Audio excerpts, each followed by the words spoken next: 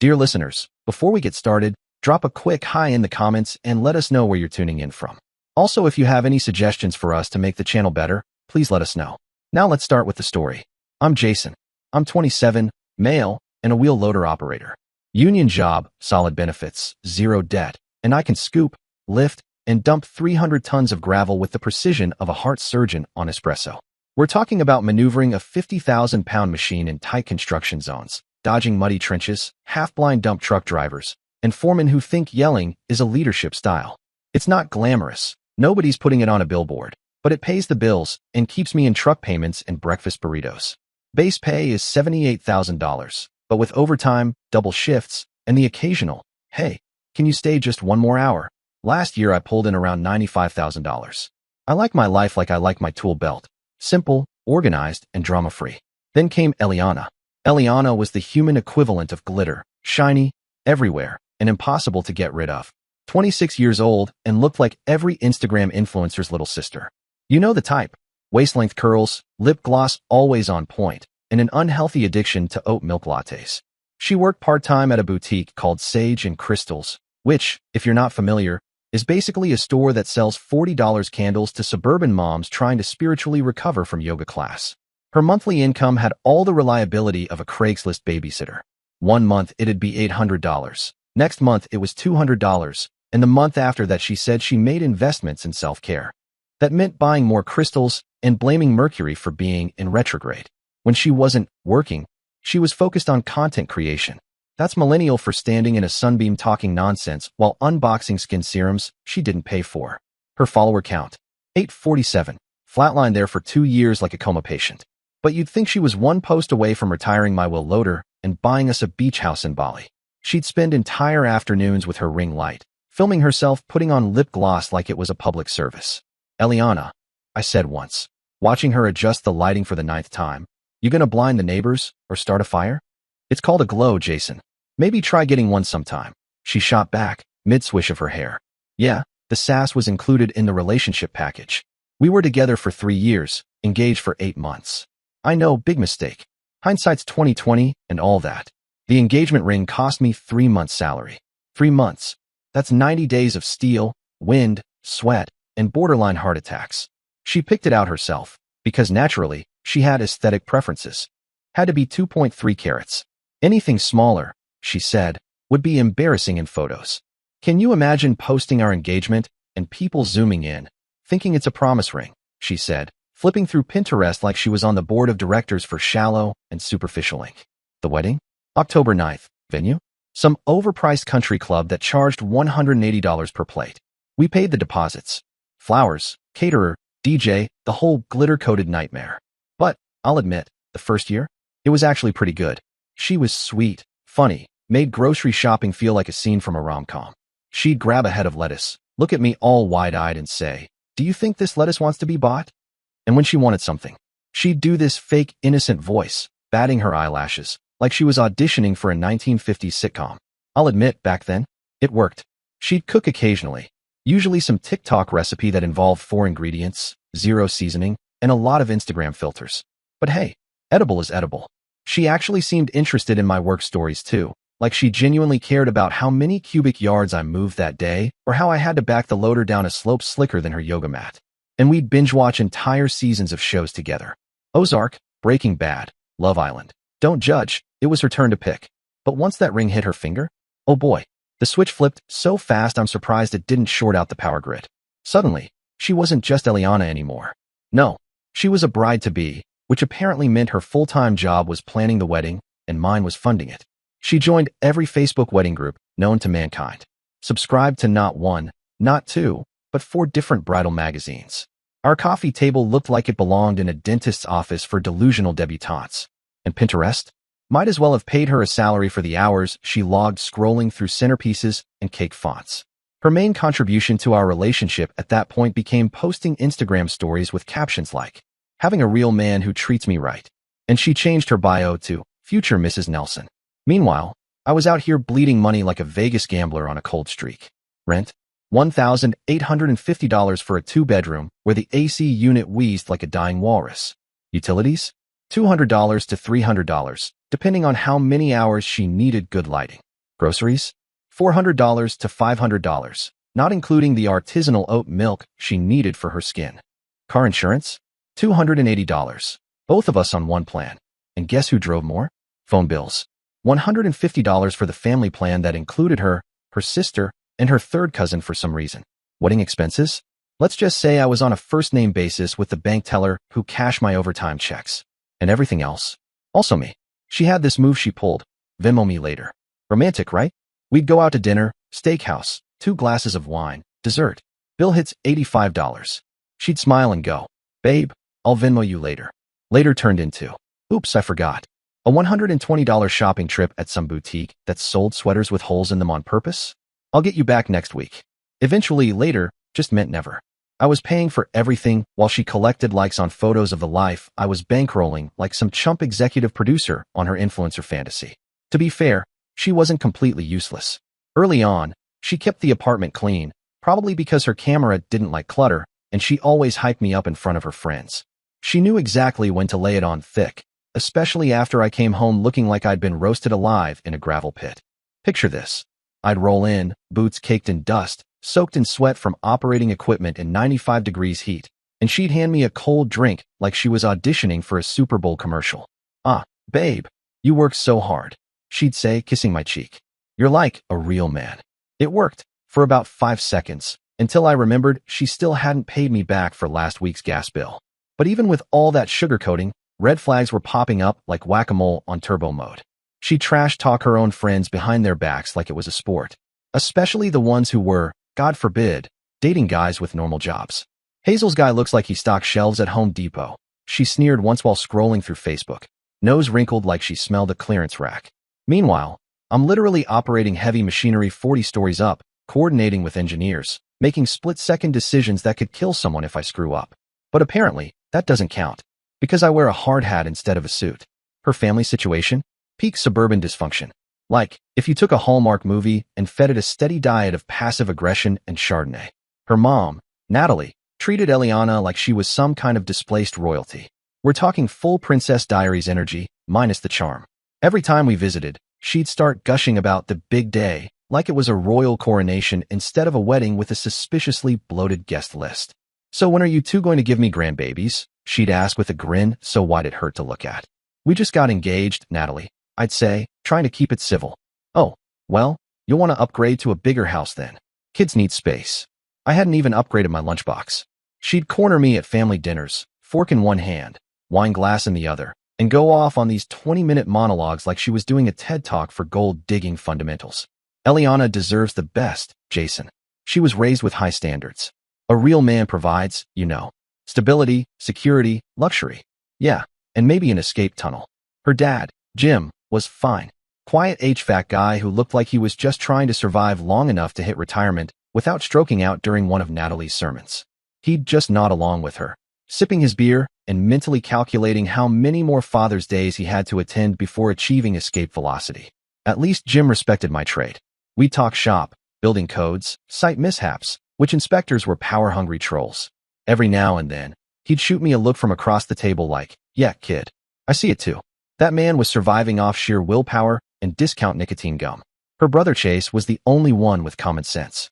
Dude was a mechanic, ran his own shop, greasy fingernails, oil-stained t-shirts, and the kind of brutal honesty I could get behind. He'd been dropping hints since day one. "Watch your wallet around her," he said once while we were drinking beers in his garage. I laughed. He didn't. "No, seriously," he added, "especially now that there's a ring involved. That's when the real circus starts." I should have listened. But you know how it is. When you're in it, everything looks normal from the inside. Like living next to a volcano and calling it warm and cozy.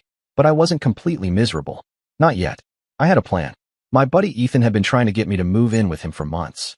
He had a house with a garage, a second fridge just for beer, and the kind of silence you only get when no one's filming their skincare routine at 11 p.m. That plan, let's just say it got accelerated real quick. Thursday rolled around like any other soul-crushing weekday. I came home from work absolutely caked in concrete dust and loader grease, looking like I'd been exfoliated by a belt sander. I was dead tired. We'd been working a brutal job, 40-story office tower downtown, where the architect must have studied at Hogwarts because apparently gravity was optional. My back felt like someone took a sledgehammer to it, and all I wanted was a cold drink, a hot shower, and maybe some brainless Netflix. Instead, I walked straight into Hurricane Eliana. She was pacing the living room like a coked-up pelican, phone in hand, talking to no one and everyone at once. The coffee table looked like a wedding planner exploded on it. Magazines, sticky notes, swatches of tulle, or some other overpriced fabric I couldn't pronounce. Her laptop was open with, no joke, 17 tabs up showing destination wedding venues like we were hosting the freaking Olympics. "We're going to Cabo," she said, not even looking up from her phone. "Excuse me? What?" "My cousin's wedding. It's in Cabo. 5 days. I already RSVP'd for both of us." She said it like she'd just booked a trip to Walgreens. No discussion. No. "Hey babe, are you cool with missing work and dropping a few grand on flights and resort fees?" "Just Cabo. It'll be perfect for content," she added, still scrolling, eyes glassy with influencer ambition. "You know, engaged couple at a destination wedding." She was already mentally planning her Instagram posts. I stood there, blinking, trying to process the avalanche of ridiculousness she'd just dropped on me like it was the 5-day forecast. "When?" I asked, hoping she meant next year, or preferably never. "Next month," she said, still glued to her phone. "I booked our flights already." Then she added, oh so casually, "Well, I put them on hold. You need to pay for them by tomorrow." She said it like she was reminding me to pick up milk. Just a light, breezy announcement that we now owed $2,000 for a party in Cabo that wasn't even ours. My left eye twitched. Literally. I could feel it pulsing like a Morse code distress signal. I'd been putting in 60-hour weeks lately, knee-deep in construction dust and wool loader grease, just trying to keep up with the Mount Everest of wedding expenses we'd committed to. Now she wanted to tack on another $2,000 like it was a casual upgrade to guac at Chipotle. "Can I even get those days off?" I asked, still trying to play this like a sane human being. "You'll figure it out. You always do." She was already scrolling through resort photos, eyes lighting up like a kid in a candy store, probably mentally sorting through which bikinis she could write off as content creation. "Eliana," I said, voice low and dangerously calm. "That's like $2,000 just thrown away for a weekend." I pointed toward the kitchen counter, specifically to the mountain of vendor contracts we'd signed. Or rather, I'd signed. Each one had my name, my credit card number, and the faint smell of financial ruin. "We're already spending $42,000 on our own wedding." She finally peeled her eyes off her phone, sighed dramatically, and rolled her eyes like I was ruining her vibe. "Jason," she said, dragging my name out like it was exhausting just to say, "It's one weekend. Don't be such a baby about it. We're engaged. This is what couples do." "Rachel and Mike went to 3 destination weddings last year," she added, as if that was some kind of benchmark for fiscal responsibility. I could feel my blood pressure trying to punch a hole through my skull. "It's not about the weekend," I said through clenched teeth. "It's about respect. You can't just make decisions for both of us and expect me to fund them." And this is where things went from mildly insane to full clown parade. She laughed. Not a chuckle, not a giggle. A full-throated, head-thrown-back laugh, like I'd just claimed the moon was made of cheese. "Respect, Jason," she said, eyes wild. "What do you think? You're my only option." Then she waved her phone at me like it was a resume of her desirability. "I could have had a ring from 3 other guys before you finally stepped up." Oh good. Apparently, she'd been hosting The Bachelor behind my back. "Brad's been texting me for months. Tyler still slides into my DMs," she added proudly, like she was reading out a list of Nobel Prize nominations. "I have choices." That one hit like a slap. I was standing there, covered in the literal dirt of my labor, looking at this girl who hadn't paid for a phone bill in 2 years, wearing an engagement ring I went into debt for, telling me she could replace me by noon if she felt like it. "Definitely not," I said finally, voice flat. She nodded like that proved her point. "Exactly," she snapped. "So stop acting like I owe you explanations. I'm an independent woman." "Right. Independent. The same independent woman who needed me to cover her half of the electric bill. But hey, Slay." She grabbed her purse, the $400 Michael Kors bag I bought her for her birthday, which I now lovingly referred to as the sack of entitlement, and slung it over her shoulder with the kind of dramatic flair you'd expect from someone getting cast off The Bachelor. "I'm going to Jade's to work on wedding stuff," she announced like she was deploying to the front lines. "Figure out your attitude before I get back." And with that, she slammed the door hard enough to rattle the picture frames. You know, the ones holding photos of trips I paid for, dinners I covered, moments I funded. I stood there, dead silent, just taking in the view. Our apartment, my apartment, filled with things I'd bought, furniture I'd assembled, wedding magazines stacked like they were sacred scrolls, none of which I'd ever opened. That was when it hit me. This wasn't a loss. This was a damn get-out-of-jail-free card. Time to let her options clock in for their shift. Hope Brad and Tyler are ready to learn how to split utilities and listen to 4-hour monologues about plate settings. Now, let me tell you about my buddy Ethan. Guy's been my best friend since 6th grade. Back when we told our substitute teacher the class hamster was diabetic and urgently needed sugar packets from the cafeteria. She bought it. We got detention. Worth it. Ethan is the kind of guy who could sweet-talk a parking ticket out of existence and has a zero-tolerance policy for drama. Seriously, if someone raises their voice around him, he hits the mute button on life. He's a welder, makes solid money, and had this sweet 2-bedroom setup across town. Washer and dryer in the unit, a balcony with an actual skyline view, and parking that didn't require the geometry skills of a NASA engineer. I'd been dragging my feet about moving in, because change is hard. And also I'm lazy. But Eliana had basically served me the motivation on a silver platter, with garnish. That night, I sent him a text. Yo, I'm pulling the plug. Still want a roommate? His response was instant. Like, I think he was waiting by the phone. Bro, thought you'd never ask. Did she finally evolve into her final form, or what? Then another one. She said, you think you're my only option? LMFAO bro.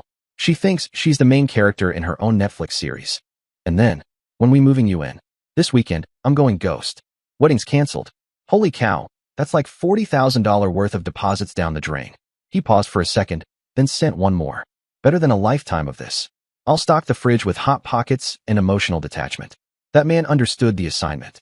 Ethan had been watching this slow-motion train wreck for 3 years, occasionally tossing me life jackets in the form of sarcastic comments and subtle jabs like, hey, how's Queen Eliana? Still allergic to employment? The man had patience. I'll give him that. Friday morning came. Eliana was at her job used loosely. The boutique opened at 10 a.m., which meant she'd be gone until at least 3 p.m., giving me a solid 5-hour window. Perfect. Operation Financial Independence was officially underway. First order of business? Her phone. She'd been on my family plan for 2 years. 2. Because, quote, it's cheaper to bundle. Yeah, cheaper for her. I logged into my Verizon account and deleted her line like I was clearing browser history before a job interview. Just clicked remove line, and poof, felt that $85 monthly parasite slide right off my wallet. Honestly, I should have played a victory soundtrack. Next stop, the streaming services graveyard. Netflix, Hulu, HBO Max, Disney Plus, Spotify Premium. Basically every platform she used to binge reality TV while I was out sweating my spine out in a wheel loader. She'd been the primary user on most of those. I'm talking full-blown queen of continue watching. Selling Sunset, Season 4, Episode 7? Yeah, she left it paused mid-sip of her oat milk latte. Password change. Executed. All of them. I even threw in a petty little rename on the Netflix profile. Changed hers from Eliana to user not found. Felt good. Like exfoliating my soul. Then came the gym. Planet Fitness, Riverside Drive location. Eliana had been a member for 8 months. How many times had she gone? Twice. And both of those were just to film herself doing yoga poses for her Instagram story. Self-care Sunday. #balance, #breathe, but actually I don't sweat. The membership was $89 a month.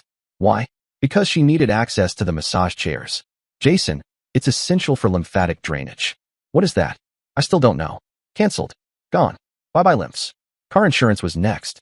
She'd been on my State Farm policy, because I'm apparently not just a man. I'm an emotional support adult. I just hate talking to insurance companies, she'd say. They give me anxiety. Yeah? So does watching my premium bleed out every month. Removed her from the plan. Click, gone. Watched my monthly premium drop by $150. Turns out, insuring a 22-year-old with a speeding ticket and a cosmic need for constant lane changes is not cheap. Who knew? And now, the final boss, the wedding cancellation. I spent the entire morning on the phone with vendors like a man possessed. Had my notebook, my coffee, and the kind of grim determination usually reserved for tax season or war. First up, the venue. Riverside Country Club. $8,500 deposit. Non-refundable. But hey, nothing ventured, nothing refunded, right? I called Patricia, the event coordinator. Told her we were canceling. She let out a sigh of relief. Honestly, Mr. Nelson, you're the 3rd cancellation this month. The economy has everyone nervous. No refund, but she waived the rest of the balance. Fair enough. One small win for team sanity. Next, the caterer. $12,000 deposit for 150 people, none of whom I even liked. The owner, guy named Carl, sounded like he had smoked brisket for breakfast, was surprisingly chill. Brother, you're dodging a bullet, he said. I've seen too many guys go broke trying to impress people who don't even like him. He kept $4,000 for admin costs, but refunded the rest. I almost cried. Not because I was sad, because that man understood. DJ? Local guy? Chill dude. Kept $500, refunded $1,200, and even thanked me for not ghosting him. Most couples just disappear, he said, like they fell into a sinkhole. Photographer Sarah kept $1,000 out of $3,500, but she seemed legitimately happy to reclaim her October Saturday. I might actually get to go apple picking with my kids for once, she said. Cool. I'll allow it. Then there was the florist. Oh Lord. Petals and arrangements. Bougie name. Bougie prices. They kept all $2,800, claiming they'd already ordered the flowers for an October wedding. In August, we operate with advanced scheduling, they said. Yeah, advanced BS. But I didn't have the strength to fight it. Most of the deposits were non-refundable, but I still clawed back about $8,200.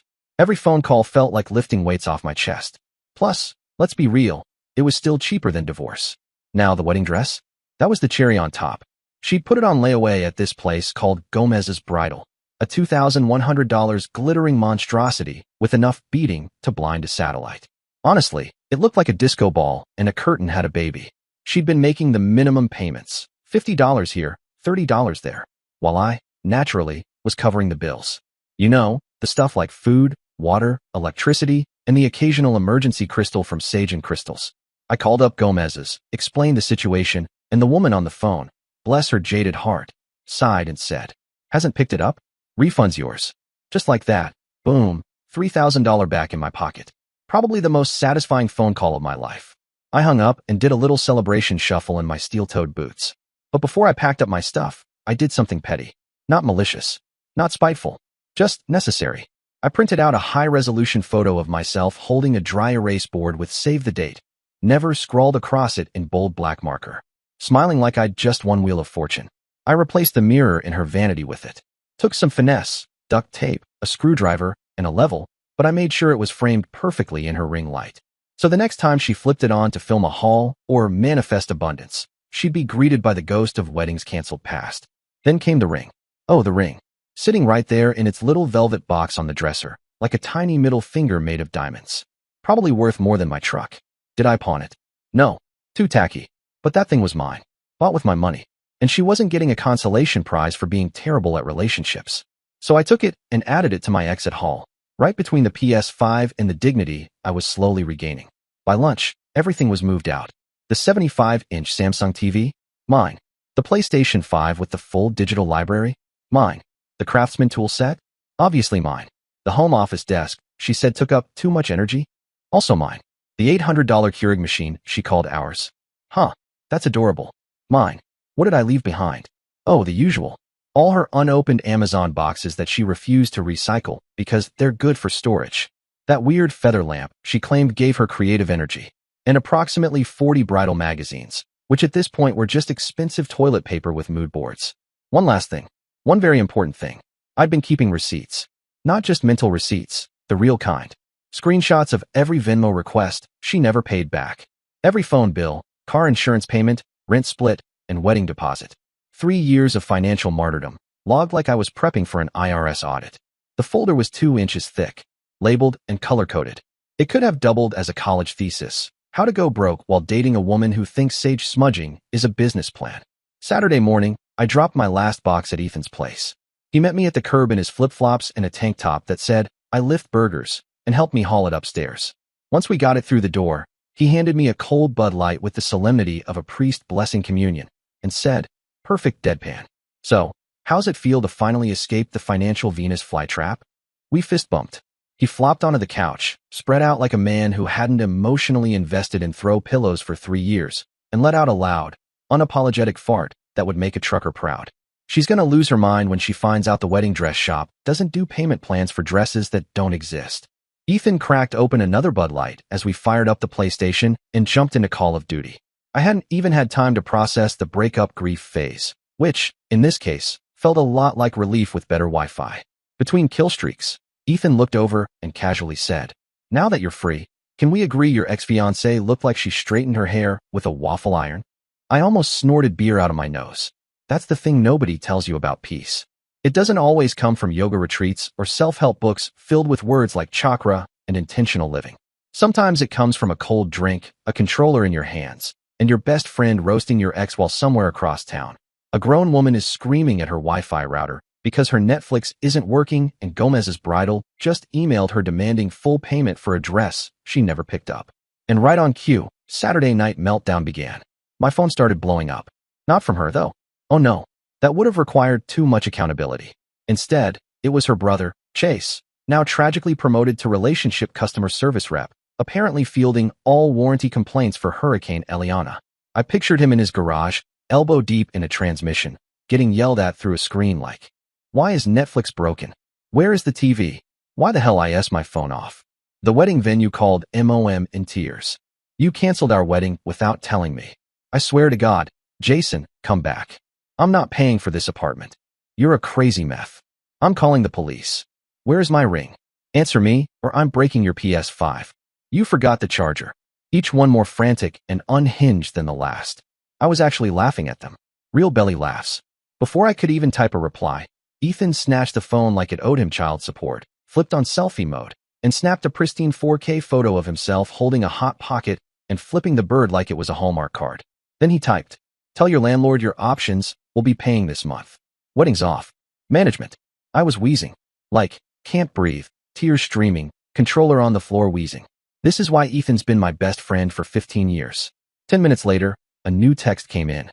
This time, actually from Chase. "Bro, I don't even know how you dated her crazy ass for that long. My condolences." She's pacing around the kitchen like she's about to star in her own true crime documentary. Mom's having a full breakdown about how to tell the extended family. I shot back. "Respect to you for surviving the same house all these years." She keeps asking where the ring is. And then I added, "I told her you probably returned it to Mordor. Because let's be honest, if there was ever a ring that needed to be destroyed in the fires of Mount Doom to keep evil from spreading, it was that one." Chase had a twisted sense of humor, which honestly made him the only tolerable member of Eliana's family. I appreciated that about him. Dad's hiding in the garage. Mom's calling everyone in the family tree. Eliana's in full victim mode. It's like watching a nature documentary about suburban dysfunction. I could practically hear David Attenborough narrating it. And here we see the frantic suburban mother in her natural habitat, sobbing into a Pottery Barn catalog, while her daughter weeps for attention and unpaid deposits. That night, I decided it was time to take some practical precautions. Not out of paranoia, just experience. First, the Wi-Fi. Changed the password to Independent Woman 007, because if she's going to claim empowerment, she can start by getting her own damn internet. Next, I removed her from every shared account. Hulu, Spotify, even the grocery rewards app she used like it was a stock portfolio. And yes, I canceled her Amazon Prime access. Because I wasn't about to let her stream Eat, Pray, Love on my Fire Stick while healing from the breakup I paid for. And then, I kid you not, she posted this masterpiece on Instagram. Caption: "Sometimes you have to lose a man to find yourself. I'm finally free. Not all fairy tales have happy endings, but mine is just beginning. Hashtag healing single leaf." The photo? Her sitting on the couch I bought, wrapped in the blanket I paid for, holding a wine glass she probably borrowed from a friend, crying, with a beauty filter so strong it practically gave her a different jawline. She turned our canceled wedding into a Netflix documentary trailer about suburban sadness. And the comments? "Oh, predictable as gravity. You're better off without him, babe. His loss, queen. He could never handle your light." Handle her light? I'd been paying the electric bill. Classic social media echo chamber, where facts go to die and everyone's a therapist with a ring light. But here's where it got real interesting. Enter Stella. Now Stella was one of those girls. The kind who hovers around every couple like a vulture with a French manicure and a permanent pout. Never too close, never too far. Always lurking in the likes, swooping in with comments like, "Wow, you two are so cute," when Eliana posted. And "You deserve better energy," when Eliana wasn't tagged. Classic pick-me behavior with a side of strategic positioning. The kind of girl who could squeeze into any situation, and I mean that both socially and structurally. Her lips looked like they lost a fight with a bee swarm and surrendered to the fillers. And the boobs? Let's just say she had enough silicone in her to bounce a check and a basketball. Ethan used to call her airbags with Wi-Fi, because she was always online, always dramatic, and somehow always available the second Eliana wasn't around. And then there were her eyes. Big, round, and always just a little too intense. Like she was trying to mentally undress me while deciding what color to paint her nails next. I swear, every time she looked at me, it was like being locked in the crosshairs of a thirst-trap sniper. There was this one time. Eliana had just stormed out after one of her classic, "I'm an independent woman, but please Venmo me $300 tantrums," and Stella caught me alone by the kitchen. She leaned against the counter, lips glistening like she drank Vaseline for breakfast, and gave me that look. You know the one. Eyes full of lust and Botox. Like she wanted to ride me into next week and make a TikTok screaming "Spank me, daddy." It sent actual shivers down my spine, and not the good kind. More like the "I need an adult" kind. All I could think was, abort mission. Eject.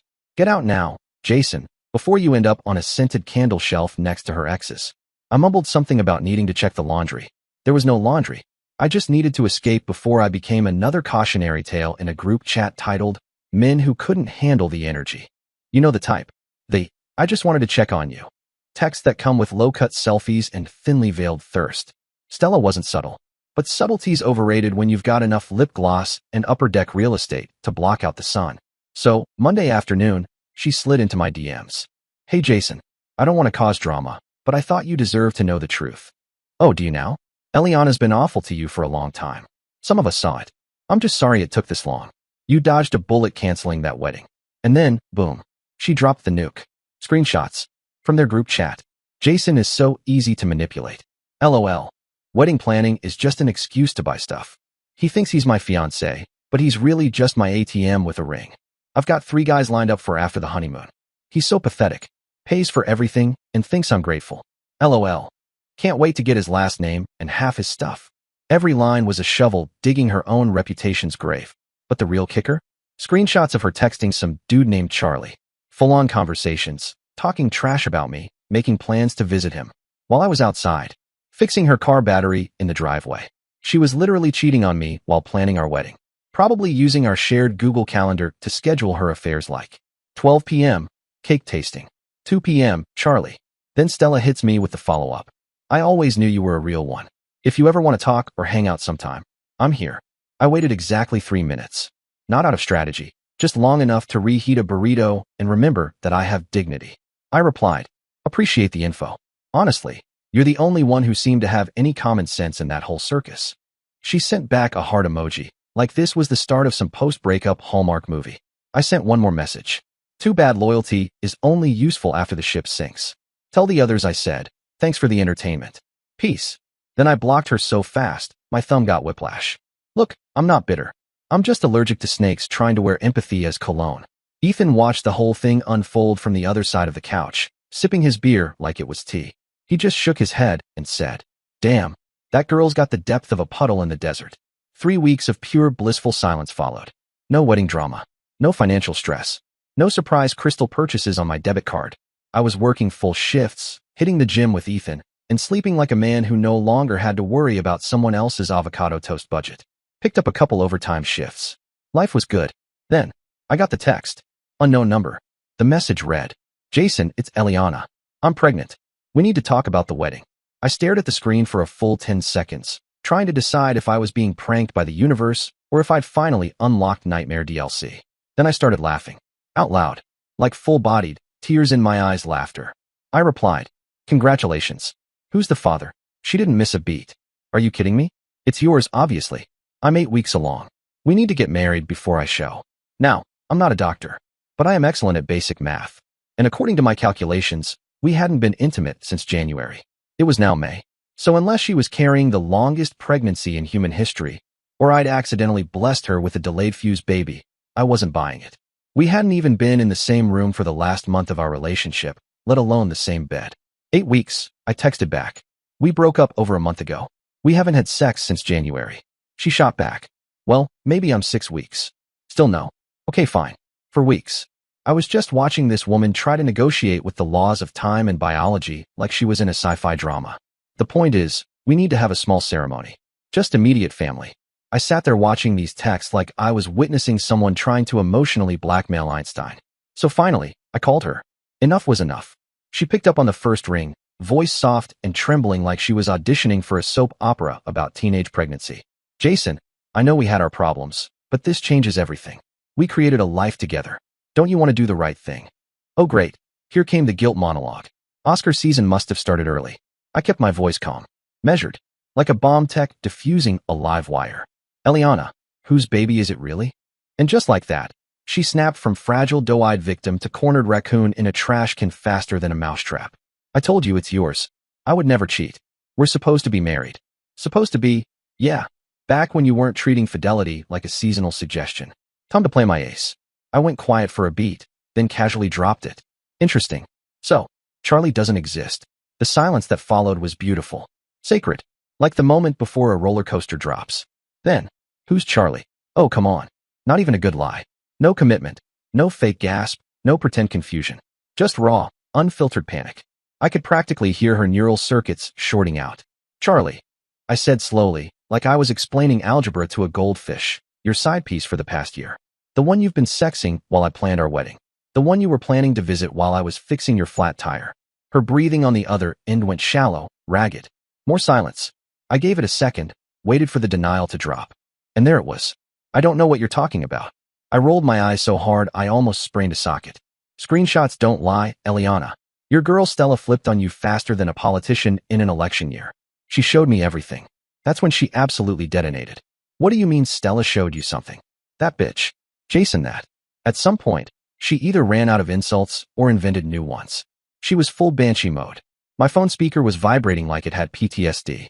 She screamed about Stella being fake, jealous, toxic, bitter, a hater, a liar, and a whole assortment of words that sounded like rejected Pokemon names.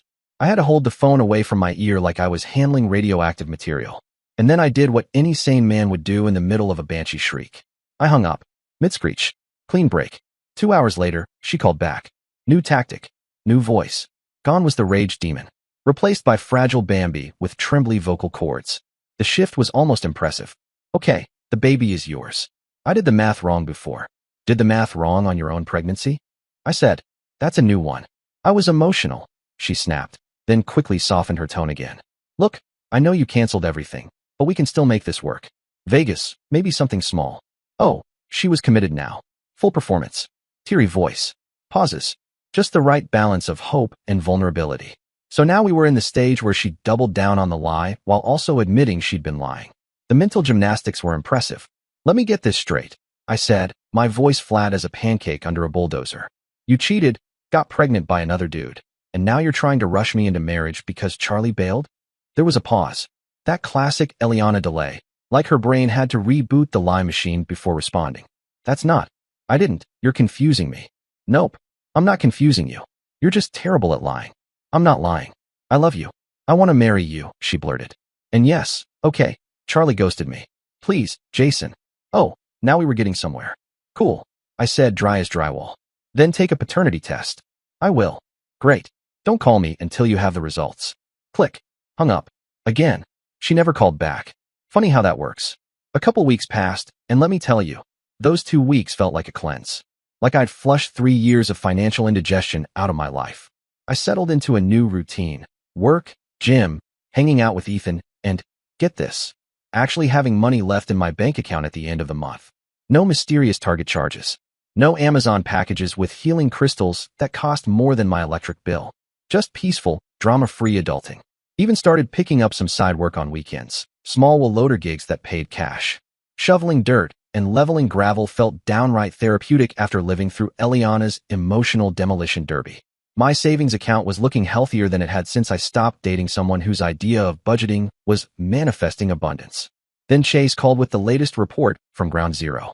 You're not gonna believe this, he said, already laughing. She got evicted. Apparently, after I moved out, she told the landlord I had forgotten to pay rent. You know, just minor details like rent and legal responsibility. Landlord didn't buy it. Neither did reality. She got booted, moved back in with her parents. And, wait for it, brought Charlie with her. Yeah, Charlie. That was the first time I saw him. Man, where do I even start? This dude walks around like he just discovered fire because he managed to sleep with a woman once. Probably keeps a journal titled The Night I Became a Man, like it's some sacred scroll passed down by the gods of mediocrity. He looks like the kind of guy who high-fives himself in the mirror after sending a "you up" text. I swear, he had that smug, overconfident energy of a kid who just beat the tutorial level in a video game and thinks he's ready for the final boss. Charlie wore cargo shorts like they were a personality trait, and his idea of cologne was probably Axe body spray and desperation. He had that haircut you get when you ask the barber for something that says, Trust Fund Baby Meets Vape Shop Manager. Thinks one good bicep curl makes him alpha. So here we are with the same Charlie who, 2 weeks ago, had apparently ghosted her like she was a bad Tinder date with unresolved mommy issues. Turns out, she went full drama school on him. Sent him long, emotionally manipulative texts about how I had abandoned her during pregnancy, how she needed a real man to step up, and how I had destroyed her dreams. Charlie, bless his 2 remaining brain cells, bought the entire sob story. Showed up with a duffel bag and a sense of purpose like he was auditioning to be a stepdad on Lifetime. Chase said at family dinner, Charlie actually tried to give this heartfelt speech about owning your mistakes and growing into responsibility. This from a 24-year-old tire shop employee who drove a 2011 Civic that sounded like it was powered by a dying goat. Meanwhile, Eliana was back on Facebook, posting blurry ultrasound pics like they were cryptic treasure maps and writing captions about new beginnings and unexpected blessings. The kicker? Charlie had no idea about the timeline. He thought I had left her mid-pregnancy, that I just bailed like some emotionally unavailable soap opera villain, that I had abandoned my own kid and canceled our wedding out of spite. Eliana had spun the whole thing like a Lifetime original. Heartbreak, betrayal, and a baby bump. I could already hear the dramatic voiceover. He left her pregnant and alone, but one man stood up to bring her justice. According to Chase, Charlie really thought he was riding in on a white horse. Dude thinks he's the hero in a Hallmark Christmas movie, he said, cracking open a soda. I'm just here for the explosion. And as it turns out, Chase didn't have to wait long. It was Saturday. Ethan and I were having a perfect day. We'd just finished watching the UFC card. Main event was 2 heavyweights knocking each other out at the same time. Pure chaos. Beautiful. Add in burritos from that place down the street with the spicy verde sauce and a clean apartment. Top-tier masculinity. Inner peace achieved. I was halfway through telling Ethan about this new job site, 50-story residential tower, concrete pours scheduled for next week, when we heard pounding on the door. Not knocking, not buzzing, pounding, like someone thought I'd stolen their dog and the rent money. Ethan muted the TV and gave me that look, one eyebrow raised, one hand on the Xbox controller like he was ready to defend the living room with it. I opened the door. There they were, Charlie and Eliana. Charlie was puffed up like he'd injected himself with expired pre-workout and bad decisions. Eliana stood behind him, arms crossed, belly out, full face of makeup like she was about to appear on Judge Judy, the prenatal edition. Charlie stepped forward like he was about to deliver a monologue from a straight-to-DVD action movie. You think you can abandon a pregnant woman and just walk away without consequences? He said, puffing up even more. You left her at the altar, man. I'm here to teach you a lesson. Man to man. Oh, great. Bro definitely watched a YouTube video titled, Become Alpha in 3 Easy Steps, and decided this was step 4, random home invasion. Behind him, Eliana actually started clapping. Not even kidding. Full, dramatic slow clap like he just nailed a Shakespeare soliloquy. Show him, babe, she said, eyes wide. Show him what a real man does when someone disrespects his woman. I stood there, deadpan, just trying not to laugh. The whole thing looked like a rejected TikTok skit. Now, Charlie looked like he spent time in the gym. Big arms, tight t-shirt, gym tan laundry type. But his eyes? His eyes told a different story. He had the energy of a guy who bench presses 315 but has never been punched in the face. Ever. He didn't say anything else. Just charged. Straight at me. Like I was supposed to just stand there and be tackled in my own doorway like this was a deleted scene from Friday Night Lights, the bro edition. But here's the thing. I've been in construction for 10 years. That's 10 years of handling heavy machinery, dealing with busted hydraulics, snapped cables, wind gusts strong enough to make your life flash before your eyes. I don't flinch. Reflexes come with the time and training. I stepped aside, grabbed his shirt mid-lunge, and used his own momentum to yeet him straight into the concrete walkway like I was auditioning for WWE, Suburban Edition. It wasn't even a fight. It was just Newton's third law being a petty little genius. He hit the pavement with a noise that can only be described as air mattress meets disappointment. Something between a woof and oof, followed by a low moan and the unmistakable sound of male pride deflating in real time. I heard a wet sniffle and a soft my ribs, like he was delivering his own eulogy. Eliana gasped behind him like this was some shocking twist ending, as if charging at someone on their own porch wasn't going to end in a meet-cute with concrete. Then her whole face twisted, eyes wide, mouth open, nostrils flaring like she just caught the holy ghost of petty. And then, she snapped. Suddenly she bolted toward my truck, something metallic glinting in her hand. Maybe a key, maybe a screwdriver, maybe just the sharp edge of her own bad decisions. But before I could even say hey, Ethan appeared. And I don't mean he walked out casually. I mean, he launched out of the apartment like a Home Depot employee in a fire drill, still chewing his burrito. He grabbed her by the elbow mid-swing and yanked her back like she'd tripped a shoplifting alarm. "Ma'am," he said around a mouthful of carne asada. "This is a Nissan, not your emotional support punching bag." She snarled. "Get the hell out of my way, Ethan. Don't get between us." "Lady, are you naturally that stupid, or do you have to practice sometimes?" He shot back, not missing a single chew. She shrieked. Like, full The Conjuring screech. Twisting and thrashing like she was auditioning for a reboot of Cops, Influencer Edition. But Ethan's grip? Steel. That deceptively calm, gym-free strength you get from years of welding and picking up half-assembled machines with one arm and a crescent wrench in the other. Meanwhile, Charlie was finally peeling himself off the concrete. Eyes glassy, shirt stretched out like he'd been on the losing end of a middle school dodgeball game. He clutched his ribs like he'd just survived a gladiator match instead of face-planting himself out of sheer stupidity. I stepped forward, voice steady, cool as ice water in July. "Take your pregnant disaster," I said, "and get off my property before I call the cops and make this everyone's problem." Charlie gave me a weak nod, the kind of nod that says, "I regret every decision that brought me here," and helped Eliana hobble toward his wheezing Civic. The car looked like it was held together with duct tape and spite. When he started it, the muffler coughed so hard I thought it was trying to say help me in Morse code. She was still screaming as they drove off, but between the screaming engine and the banshee vocals, I couldn't make out a damn word. Probably for the best. Ethan and I stood there for a minute. Then Ethan, without missing a beat, wiped his hands on his hoodie and said, "Bet that kid's first word is gonna be unstable." I was still wheezing from the muffler concert when my phone lit up like a Christmas tree. Natalie, Eliana's mom. And when I say meltdown, I mean full-on soap opera meltdown. Paragraphs of text. Walls. Entire chapters. You could have printed the whole thing, slapped a title on it, 50 Shades of Delusion, and sold it at airport bookstores. Accusations flew like confetti at a toddler birthday party. I'd assaulted a pregnant woman. I broke poor Charlie's rib.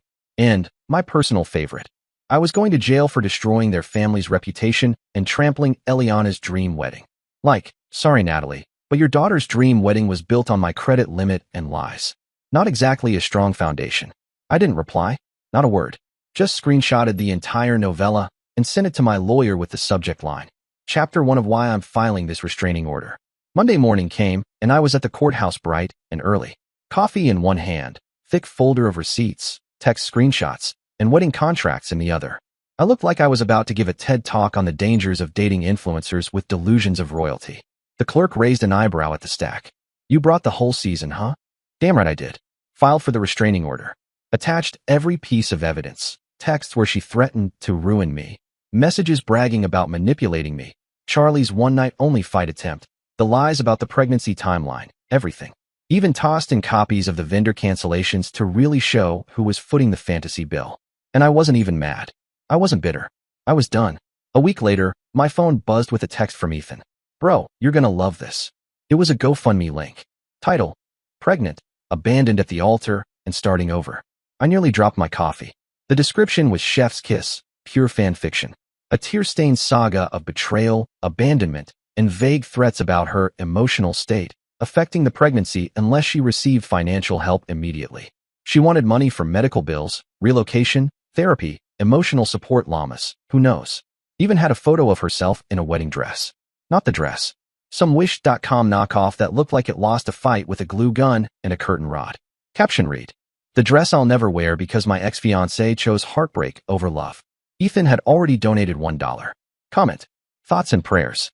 Buy a clue. The whole page was flagged and nuked within 48 hours. Turns out even GoFundMe has its limits. Then, just when I thought the show was over, Charlie vanished again. Poof. Gone. Social media? Deleted. Eliana? Blocked. Probably crawled back under whatever rock he came from. This time with a limp and a story he'll never live down. Chase called me a couple days later. "Dude," she was screaming into her pillow, saying, "he was my last option. I'll never find anyone else." And you know what? That might have been the most honest thing she's ever said. Meanwhile, I was out here living my best drama-free, influencer-free life. Picked up some extra shifts at work. Started doing small weekend gigs with the loader for side cash. Got a raise to $85,000 base. I bought better tools. Finally picked up that new DeWalt Impact driver I'd been drooling over like it was a sports car. Got myself a proper tool chest too. One with drawers that glide like butter instead of sounding like a haunted filing cabinet. Threw in some quality safety gear because apparently, not dying at work is the hot new trend. Then I moved into a new place. No more shared leases, no more candle-scented passive aggression. I had a garage, an actual view of something that wasn't a dumpster, and best of all, peace and quiet that didn't come with strings or Pinterest mood boards. Started seeing someone new. Totally different vibe. Her name's Kinsley. She's a mechanic. Runs her own shop. Kinsley's Garage specializes in diesel engines. Drives a 95 F-250 that growls like a hungry bear, and she can spot BS from 3 counties away. First time I told her the Eliana saga, she didn't flinch.